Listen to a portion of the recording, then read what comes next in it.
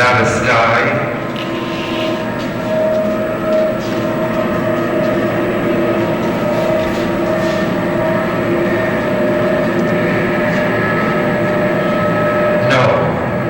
Chalazian.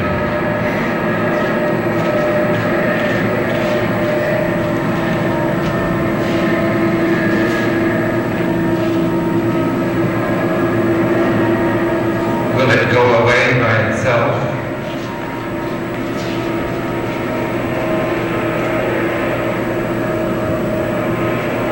No, it has to be straightened out.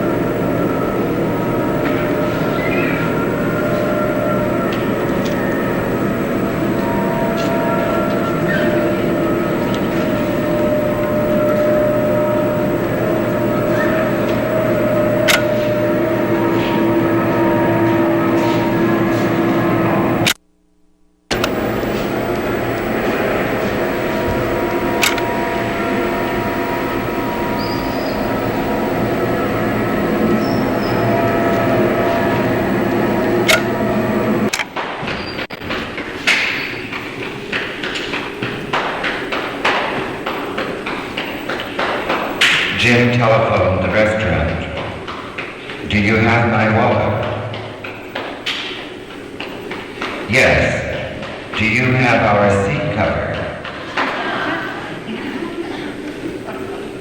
I don't know anything about your seat cover. I just want my wallet back.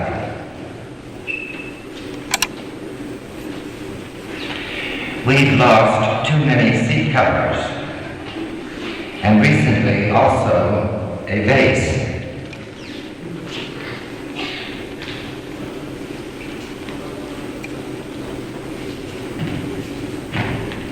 If you will bring us back our seat cover, we'll gladly return your wallet.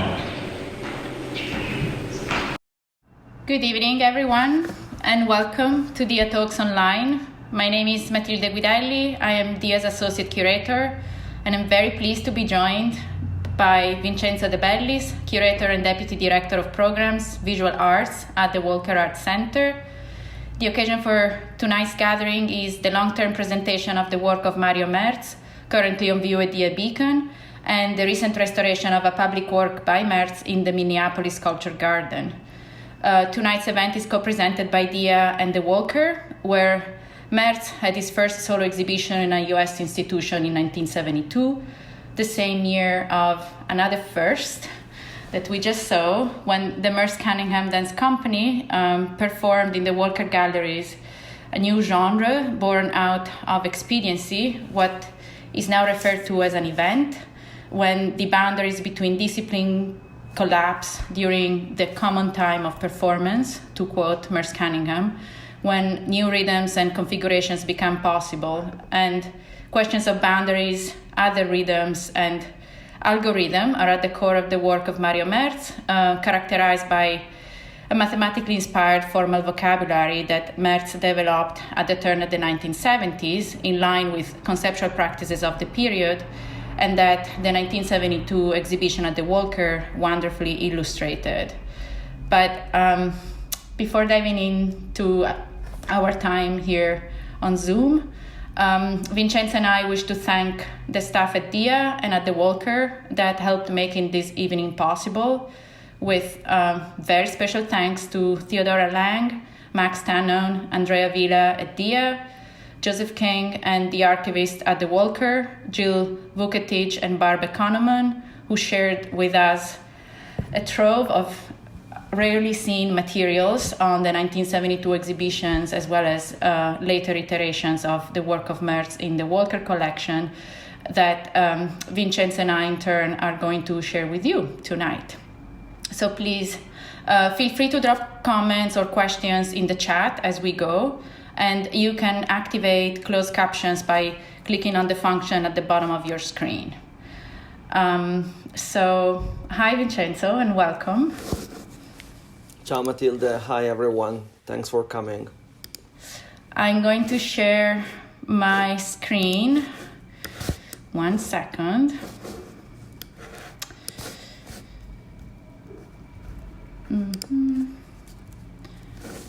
And Matilde, while you share your screen, I will just extend a few of my thanks. First to you and for inviting me for your beautiful installation, Dia, which unfortunately I haven't seen it yet live as expected. I really wish to see it as soon as possible. I know it's going to be there for a long time, so hopefully by then I will be all able to travel. And then I want to thank few more friends at the Walker. As you mentioned, Jill and Barb made an incredible contribution to this talk. Without their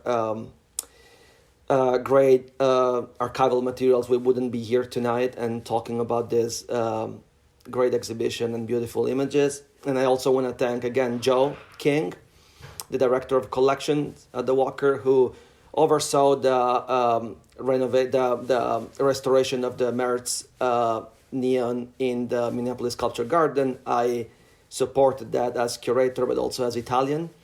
And Kirk McCall also, I want to add, he helped us with the drawing and everything. And of course, the Merz Foundation.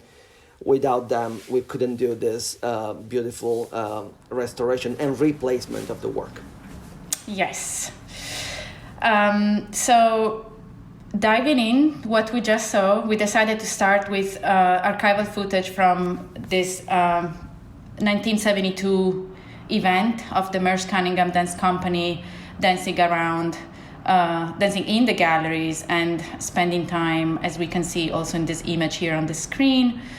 This was the main gallery where Merz's exhibition from 1972 was held.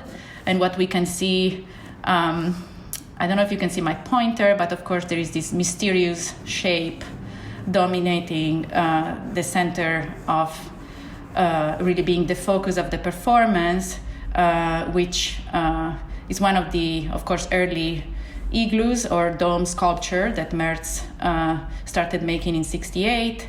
And then we see blurred here in the picture, but we'll see better later as we continue the talk, Fibonacci numbers punctuating the architecture, as well as a stuffed iguana with Fibonacci numbers, and around not only a large audience, but also Merce Cunningham here crawling on the floor, as well as his company walking or pacing and dancing around the igloo.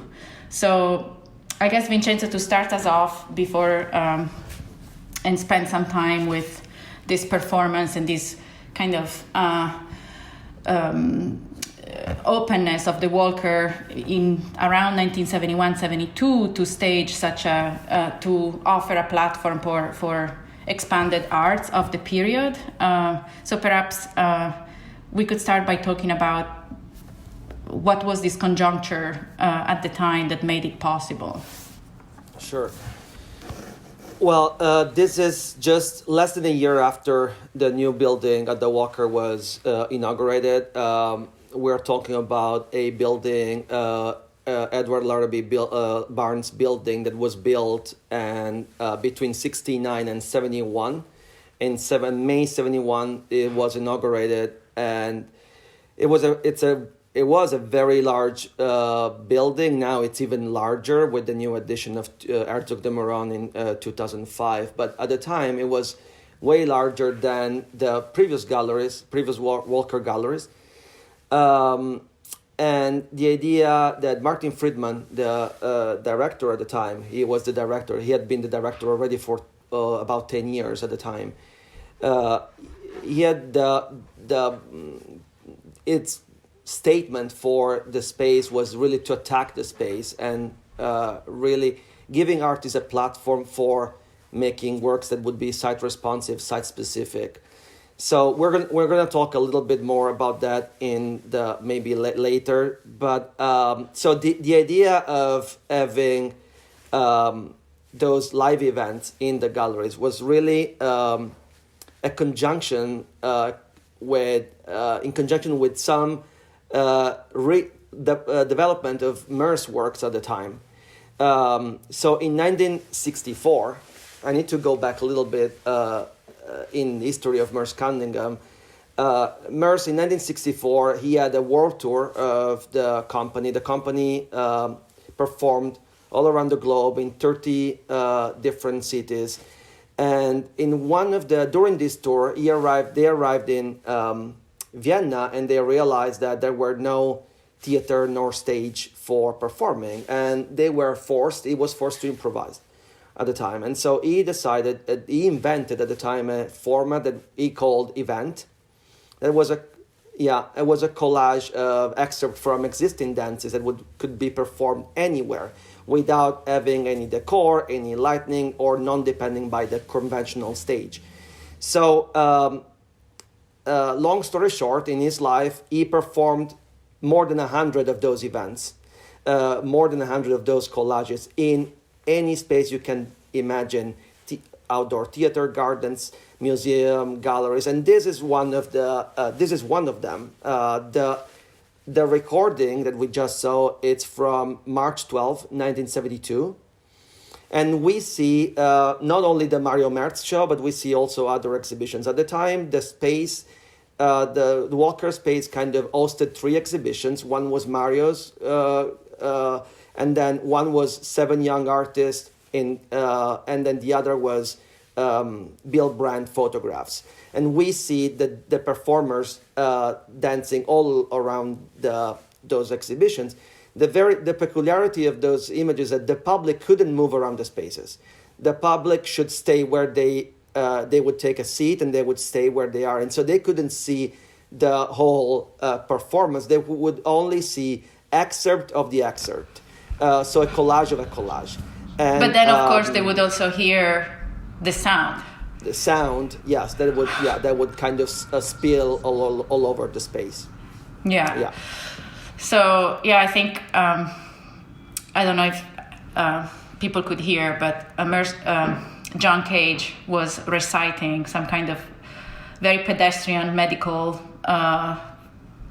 reports, as well as a joke about somebody forgetting his wallet. So it must have been fairly puzzling and surprising at the same time. And if I might add something on the Walker relationship with Merce, which is very well known for a lot of people, but we started the year before in 1963, and over the course of his entire life, he performed at the Walker more than around 19 times. And the fun fact is that the very first connection with the Walker and Merce was back in the 40s, in 48. There's a letter of Merce writing to the director at the time, Eric Deffenbacher, who actually, and he was promoting himself, asking whether he could perform one of his pieces that was touring around the country within a sound made by John Cage, who eventually became his partner in both work and life. And of course, he didn't get any answer at the time. And then 15 years later, thanks to the Women's Club at in Minneapolis, that was the first encounter with Merce, and then eventually it became a very long-standing relationship. And of course, we had also a Dia later on, the Merce Cunningham Dance Company performing. But let's look now. So we have these fantastic images that really gives us a sense of what the show was, which until now, the 1972 exhibition has been not well documented and analyzed. So I think we start with this image, which speaks a bit about this beautiful space that really allowed for people to gather and observe. And we can see the Fibonacci numbers running on the architecture, and here, once again, I'm not sure if everybody can see, but this is what Merz called an igloo, or a dome sculpture, in this case, covered with probably what looks like marshmallow, but it's probably cotton that is tied to the understructure of the dome, and we can see more Fibonacci numbers, as well as, it's not very clear, but there's a Fibonacci, a neon that spells out Fibonacci. And it's helpful to see with children, not only because it's great to see the interaction with this, again, mysterious presence, but at the same time, it gives us a sense of scale. And another thing I found very interesting in these pictures, Vincenzo, is my understanding is that the building, and this is the elevator shaft, and this would be the staircase that leads to the gallery. And we can see how, again, Merz decided to add numbers also to the in liminal spaces that guide in and out of the architecture. And something that I was curious, because one of my understanding is that the numbers are always going inside out of the architectural space, in a sense that, as Merz would say, the numbers that once count the architecture, therefore spelling out the space in this kind of almost silly or estranged way, but at the same time they also imply a psychological space and energy that is inherent in the people who inhabit that space. But it seems like the building is organized around this elevator shaft as a kind of tight spiral. So it seems like he had decided to have the numbers start at the elevator and kind of spiral then into the beams of the gallery. And then the following pictures we can see, we would essentially go up the stairs and see this work with newspapers and glass. So somehow the remainders of the day, and speaking to this question of, I would say, obsolescence and debris of capital. And then another beautiful image of the igloo from a different perspective. And then I think interesting too, we saw in the previous picture a stuffed iguana, here plant, and therefore how the sequence, the Fibonacci sequence, would be applied to as a leveling, but also as a dialectical element to all different vegetal, animal, industrial, as well as natural objects. Yeah, and if I might, yes. If I might interrupt you, I see actually among our participants, I see that there's Richard Koszlek, who was the curator of the exhibition. So that would be actually wonderful to hear from him directly. But something I read we both read in the brochure that was produced for the exhibition. The idea that Mario had was really to connect, which was very used in, he was used to do that in his production at the time, was really to connect the whole spaces and to use the Fibonacci series within the neon as an expansion of the space itself, and to make the space becoming almost like infinite, as the Fibonacci series kind of allude to, and the relationship between indoor outdoor. I think it's a very important one. If I shouldn't be mistaken if I say that originally the idea that Martin had, and again Richard can interject whenever he wants, was really to create a work also for the outdoor. I guess the fact that the show was in January probably stopped them to do that, because end of January in Minneapolis can be pretty brutal. but maybe there are other reasons. But it was very interesting to read how Martin and Richard kind of approached the work of Mario, being interested explicitly in the Fibonacci series, as you can follow from the conversations, more than anything else, which makes me think.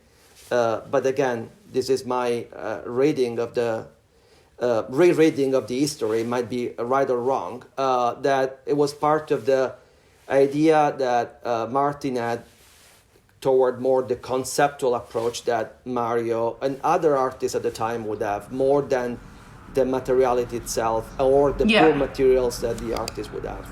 Yeah, absolutely. And certainly circa 1970 is a moment in which, here we see Mario himself, the artist, in the space of the gallery in preparing. So again, speaking to what you were saying earlier on, Vincenzo, the idea of having artists coming and work in situ. And what we see in the foreground is a table with all the neon elements laid out. And on the back, we start seeing a few of the works installed. And again, at the center, what will be then covered by the cotton pouches as well as the neon. So I think it's a great picture, and maybe we want to talk about it for a moment. There's something, again, when we were talking before this talk, the thing that strikes me the most is this kind of landscape that is presented and is being in the making. But you were going to jump in. Yeah, well, I think this photograph shows a couple of very interesting things. It shows the neon on the tables, the pieces of the neon, the glasses of the neon of the Fibonacci piece. Those were made in Minneapolis.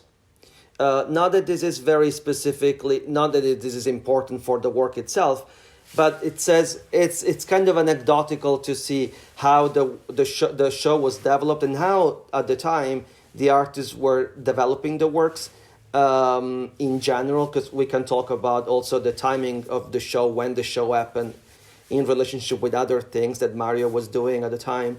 But there was a very interesting correspondence between Richard Martin and Mario, where they were sending basically to each other the materials that Mario was bringing. For example, the structure of the dome was Mario brought it from Turin, while all the neon were built in, all the glasses component were built in Minneapolis under very specific instructions by Mario.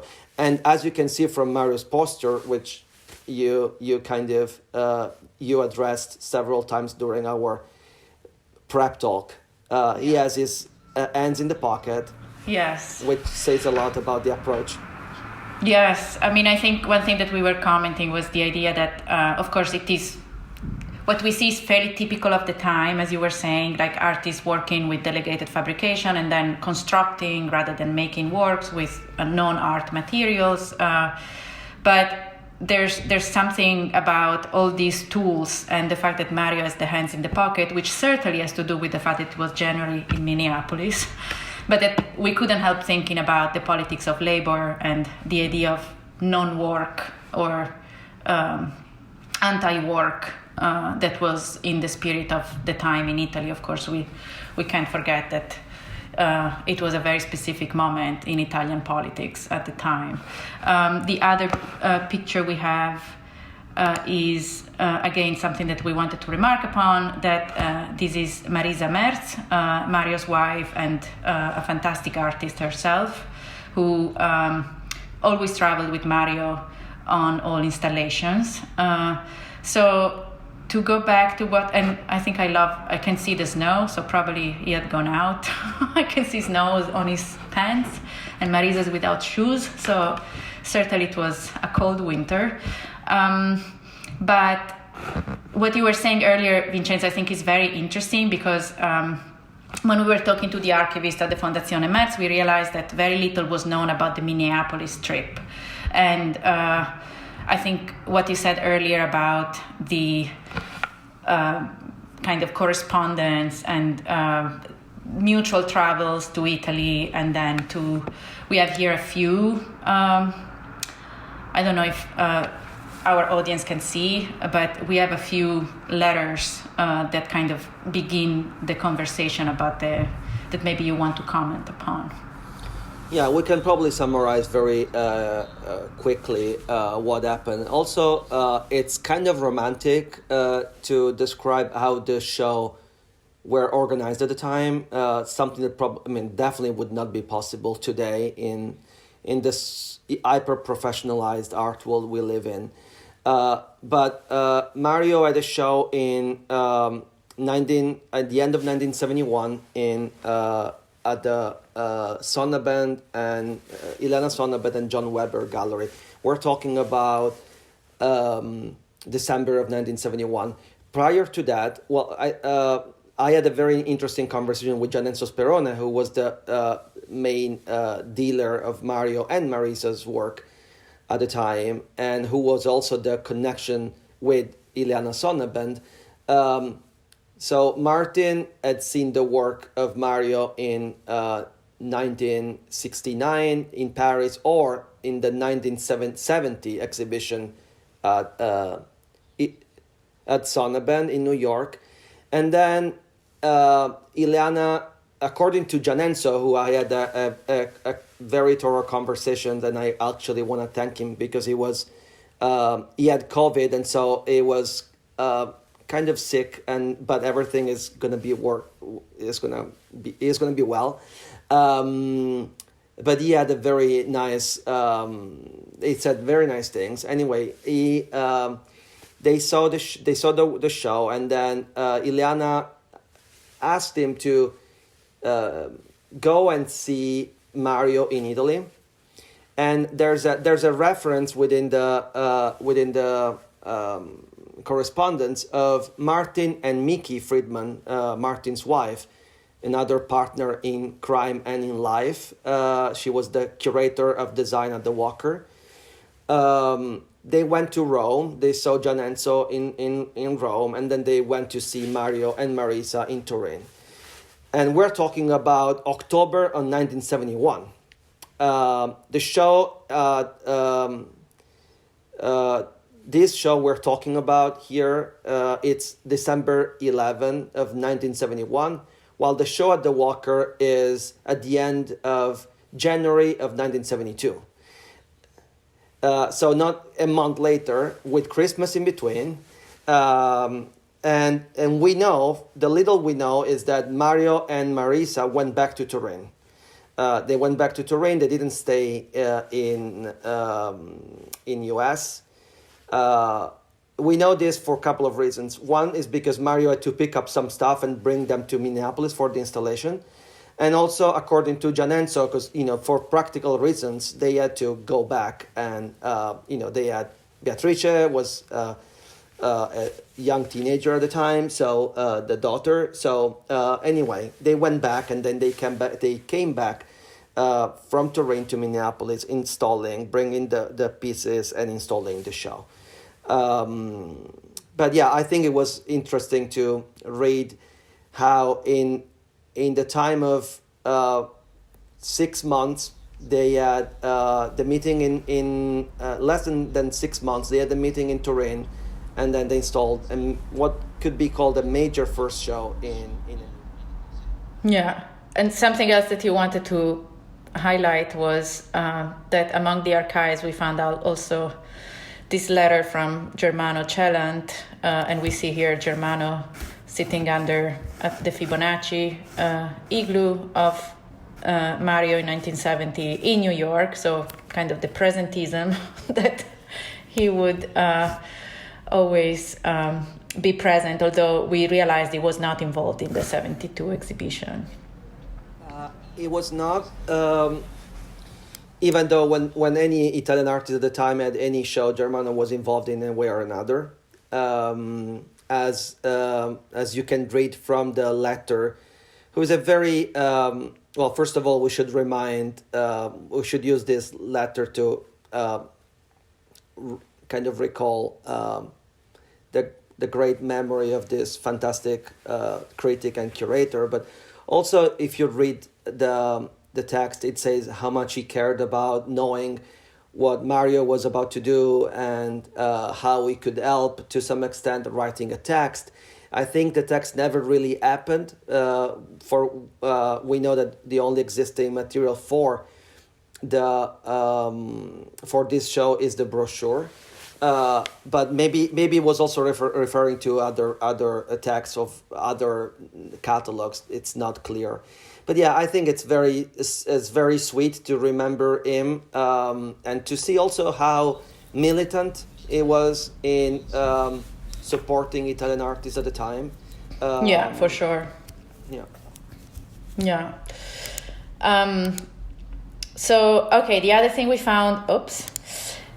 found among the papers is something that goes back to, I think, what you were saying earlier about the director and the curators at the Walker being particularly interested in conceptual art and therefore something that perfectly dovetailed with Merce's practice at the time, which was very much exploring for the first time the potential of the Fibonacci sequence in architecture, therefore using mathematics as many artists of the time would do. And we found this statement that was accompanied by, the statement is, I'm going to read because the title of the statement is Theory for a Show, and the subtitle of the title of this theory is The Integrated Doubt.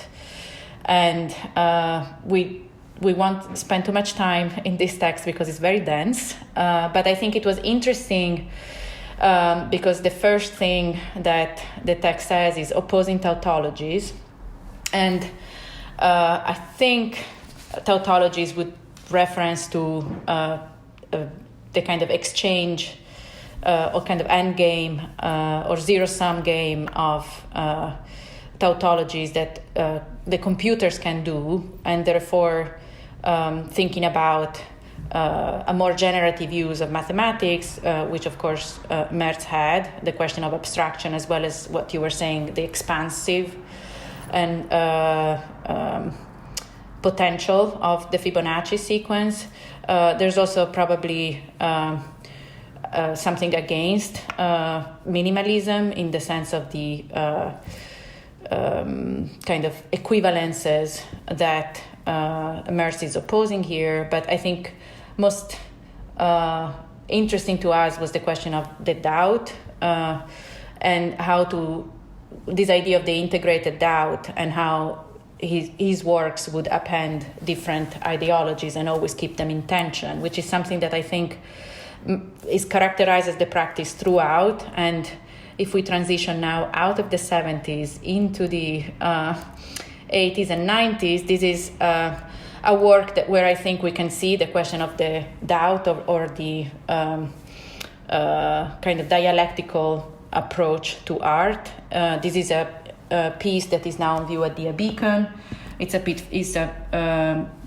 igloo from the 80s in which we have three domes nested into one another, but certainly the largest dome is in glass, and the neon spells out the sentence "object, hide yourself," and is refracted so many times in the glass dome that it almost dissolves it. So there's this negation of the work that is embedded in it, and it's something that, in a way, Mario also did for the other work that we wanted to talk about today, which is the Pavilion in the Minneapolis Sculpture Garden, which carries this sentence, poetical sentence, unreal city, città irreale, which in a way we thought it was interesting because it was asked, the idea was to have a public work for the city of Minneapolis, and the sentence that Mario chooses puts the city in question in a way. Absolutely. I think that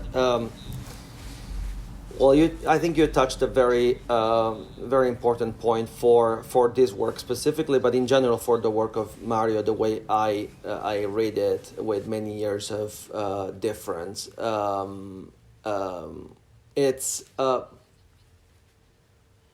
This is a picture of the piece of the original piece. The piece was envisioned by Mario in the mid-90s. The whole process started in 1994, and eventually the work was installed in 1997. It's a very so I need to go back a little on the why the Minneapolis Sculpture Garden, why this piece, and why in this specific location. So the Minneapolis Sculpture Garden is a garden, a public garden that is owned by the city of Minneapolis, and it's across the street from the Walker Art Center.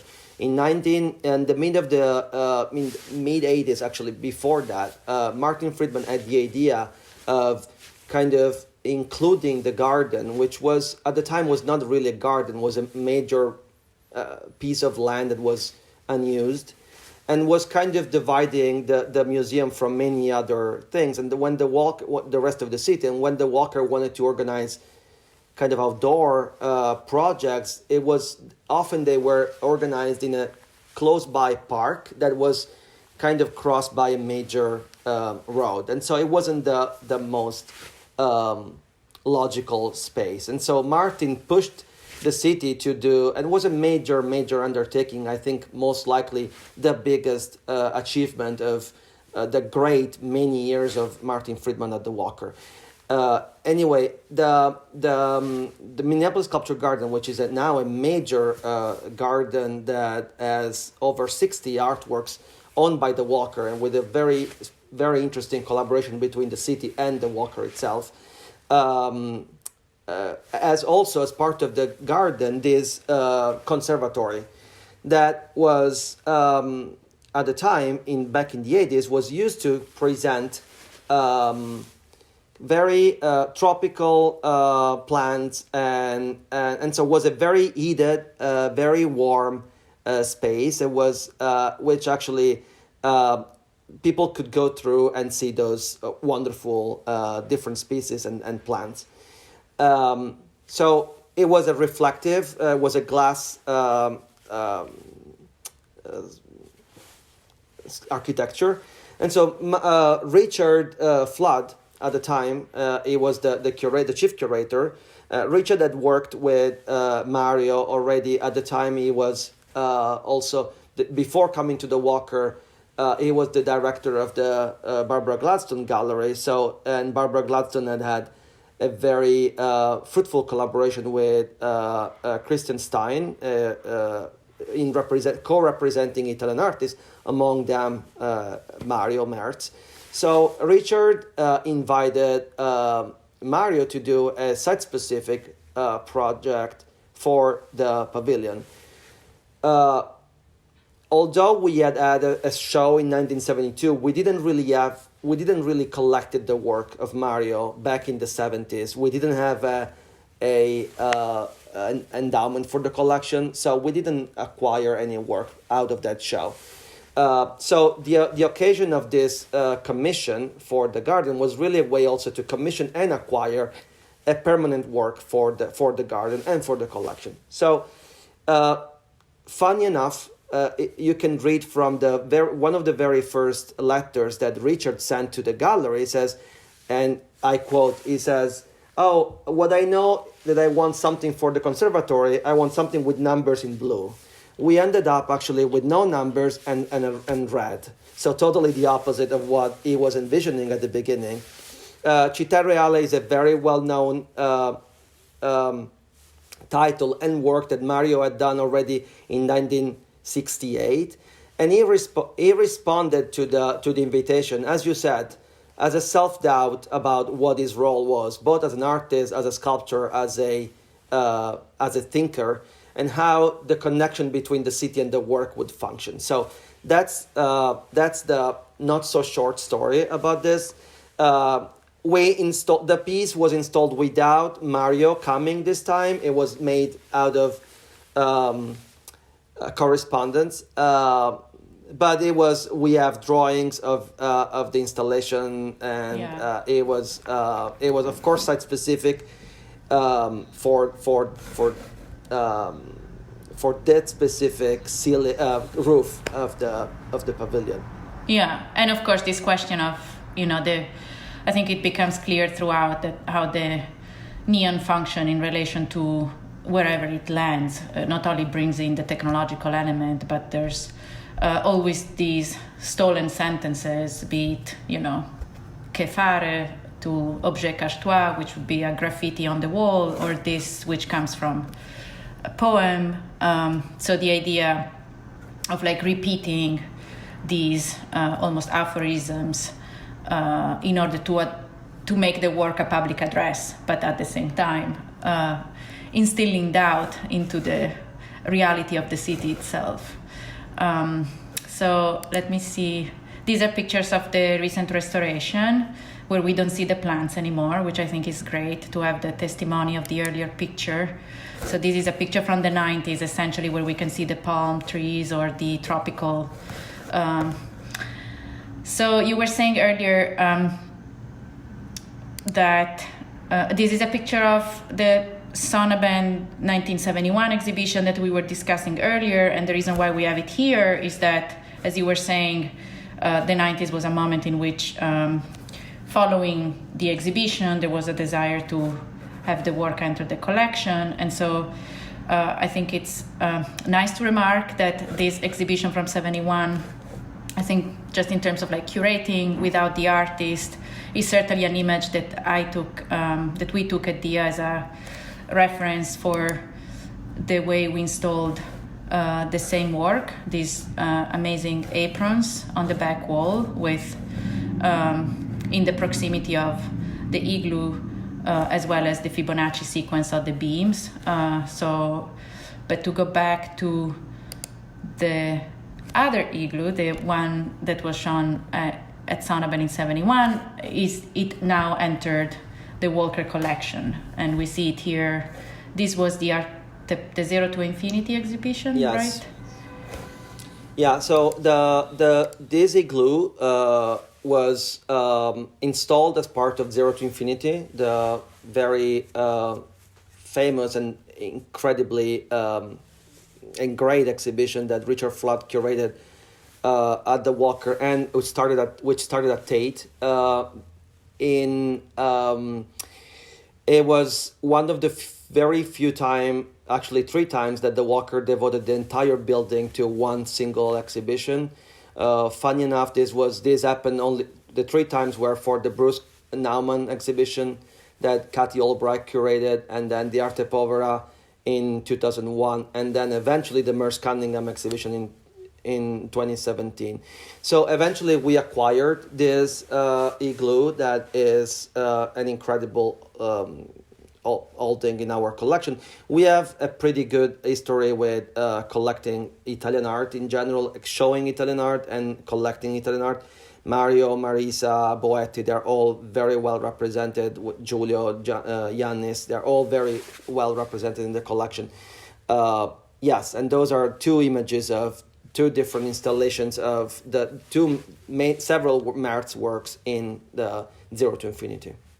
And in here is the work instead in the context of the collection show, yes.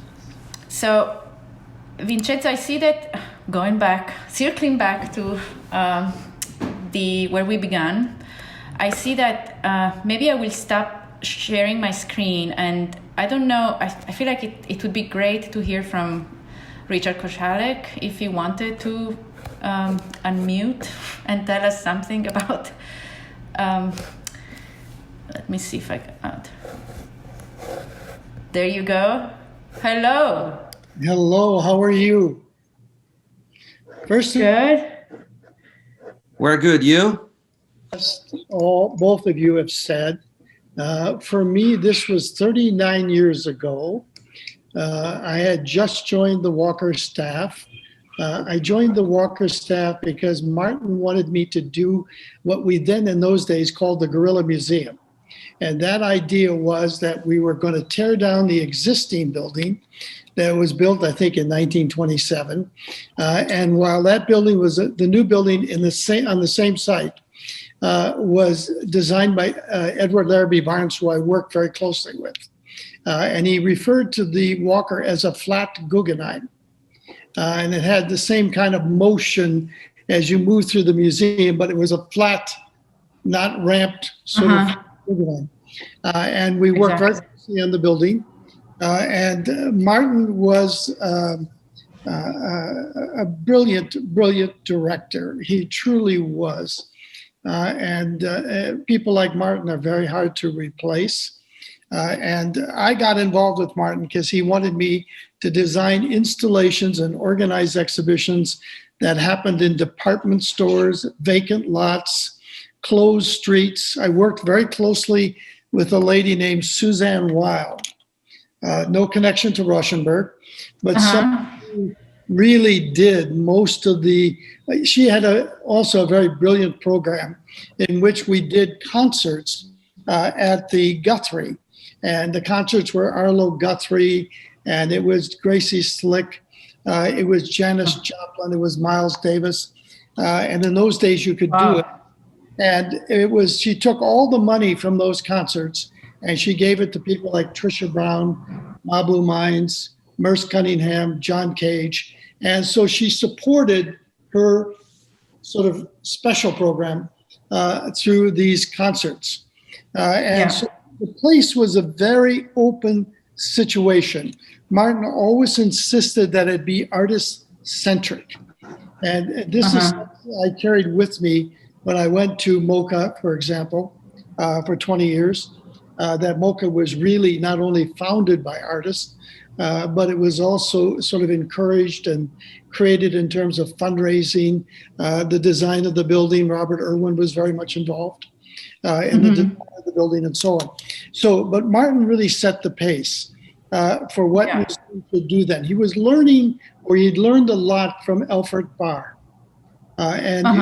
You can see it in the overall program.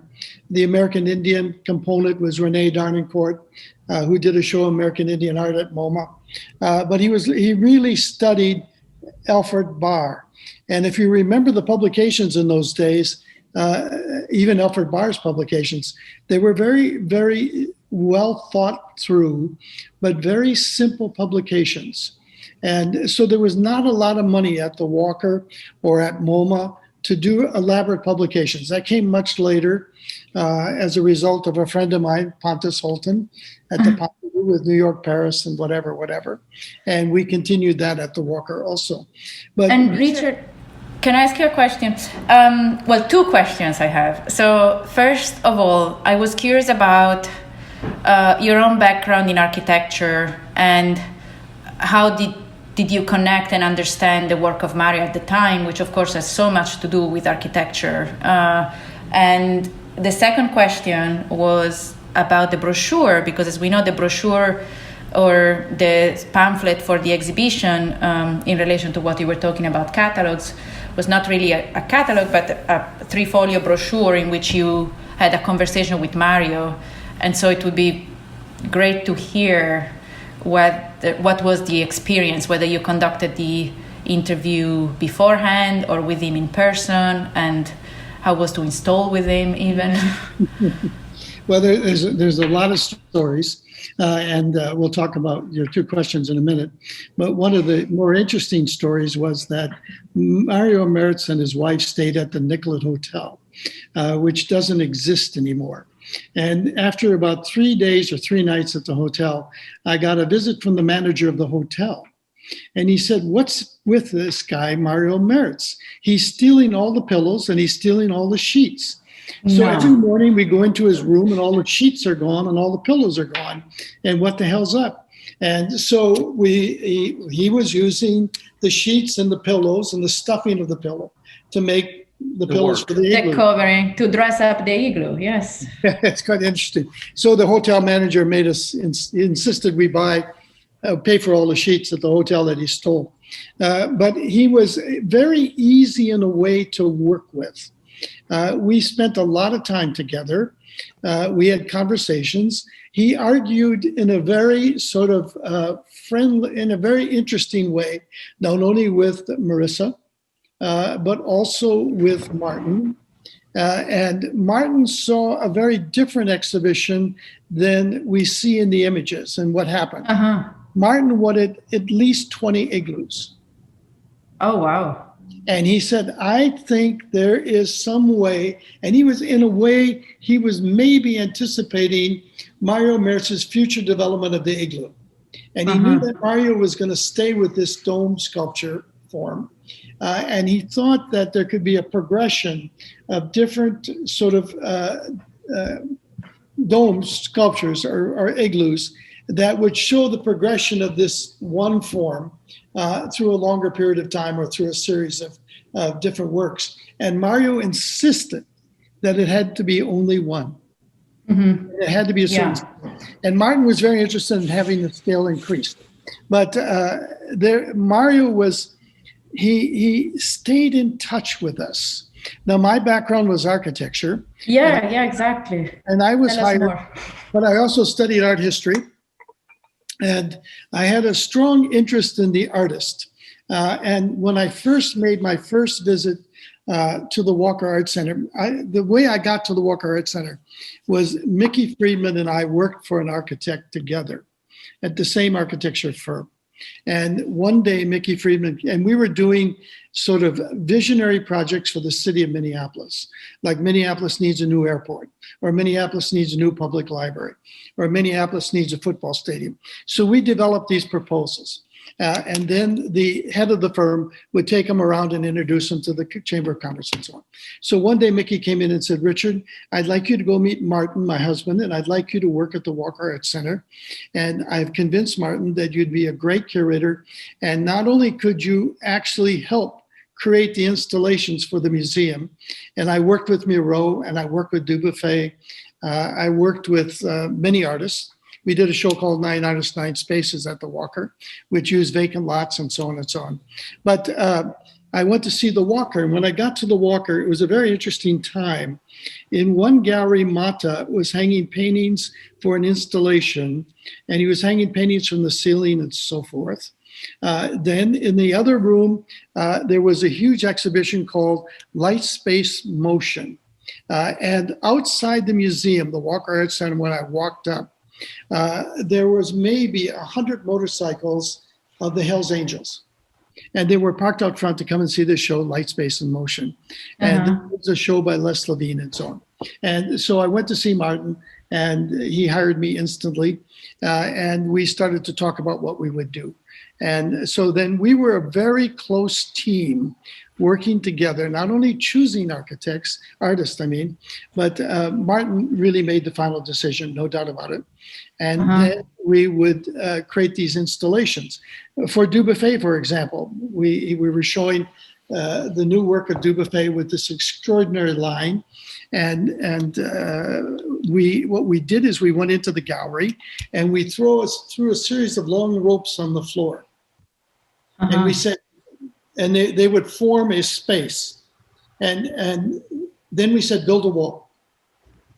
And so they built this wall with these series of enclosed spaces with these very crazy lines based on the rope and so forth. And Martin, I think, painted the walls 20 different times, 20 different shades of gray to get the right gray.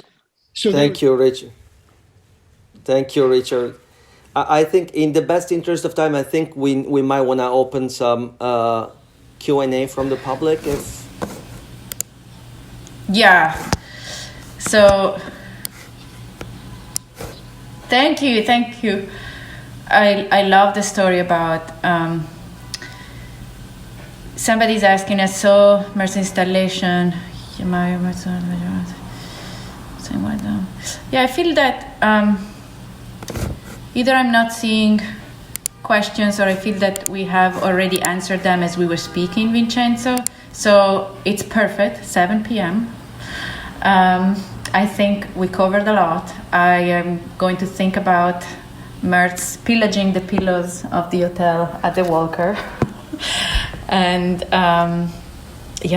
how lucky we were that Richard was in the audience. And I think big thank you, and thank you to all of the people that we cannot see, but we hope that you enjoyed sharing this material with us. On to you, Vincenzo. Well, thank you, Matilde. Thanks for everybody who joined us tonight. This is the only way we can be connected these days, so we just have to do it as much as we can. Thank you.